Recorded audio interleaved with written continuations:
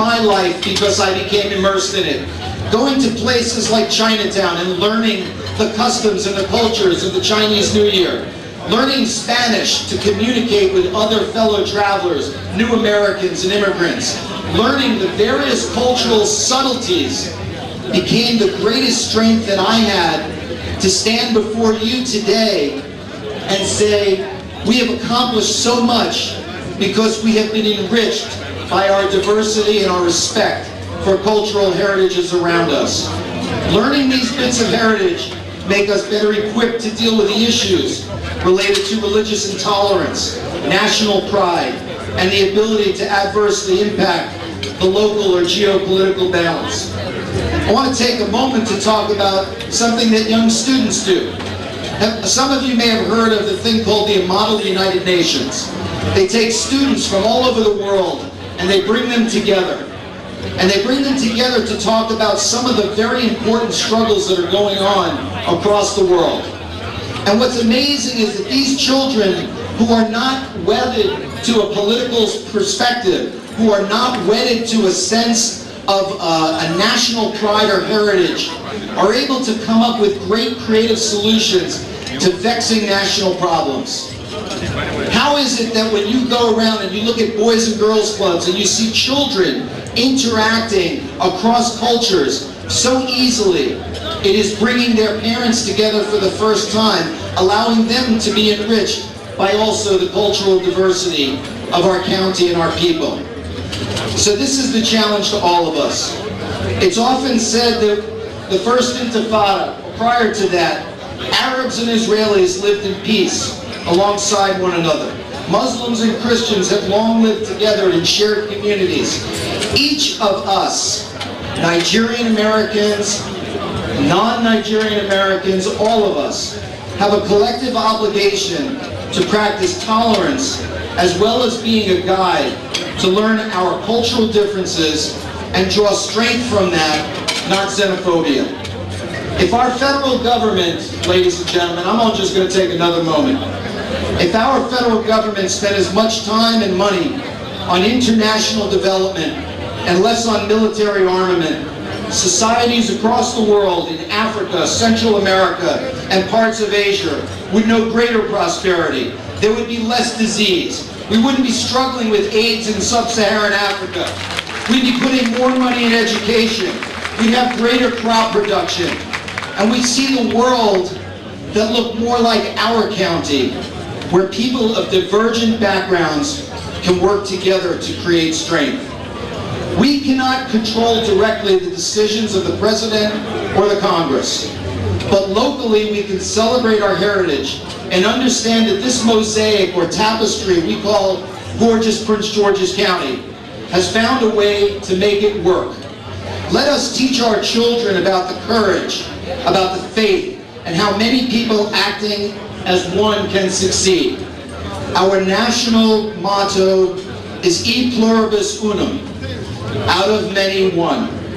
Our Nigerian brothers and sisters have come from halfway across the world to link arms in a quest for common benefits that make our lives better and the lives of our children. Let our legacy, yours, mine, and us collectively, be that in 2006, we redoubled our efforts to create a greater understanding between the diverse cultures of this county, this country, and in fact the entire globe. Let your legacy be this one. Peace and prosperity to all of you. It's been an honor to be with you tonight. Congratulations on your 20th anniversary and on the 46th year of independence by Nigeria. Thank you very much.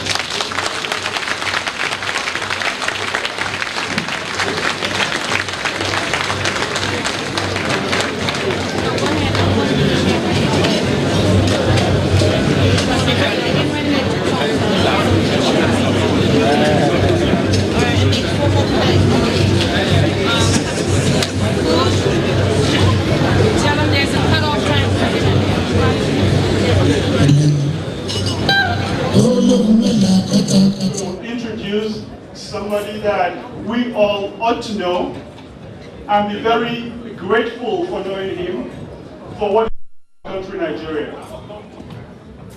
I'm privileged to introduce somebody who's moved Nigeria from telecommunication standpoint to the future already.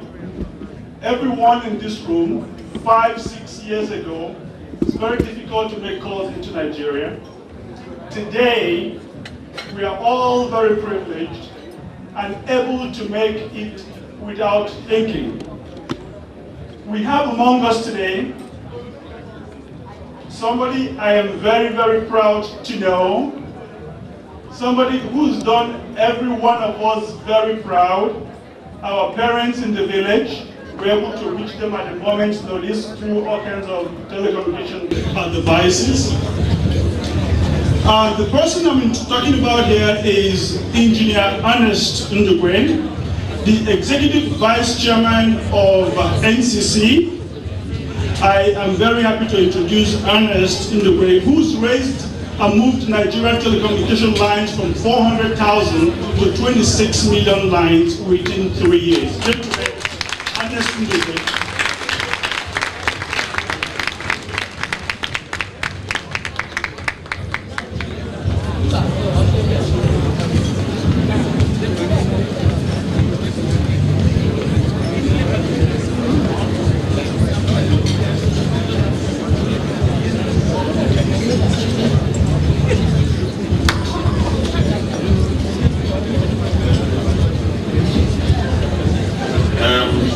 President of the Nigerian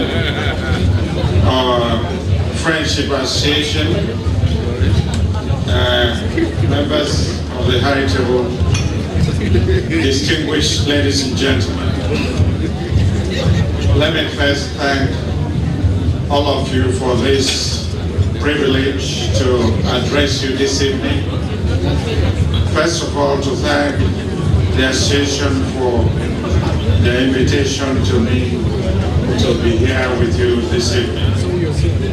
Also, to congratulate the association for the noble causes that they've lined up as what they hope to do for the future.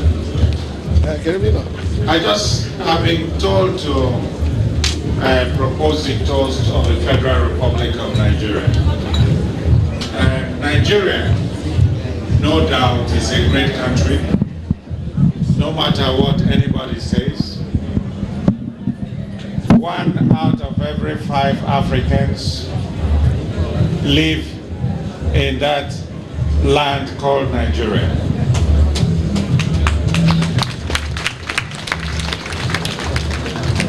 And as we've heard the previous speakers say, Nigeria is a country in transition. When people give examples of what had happened in America many years ago,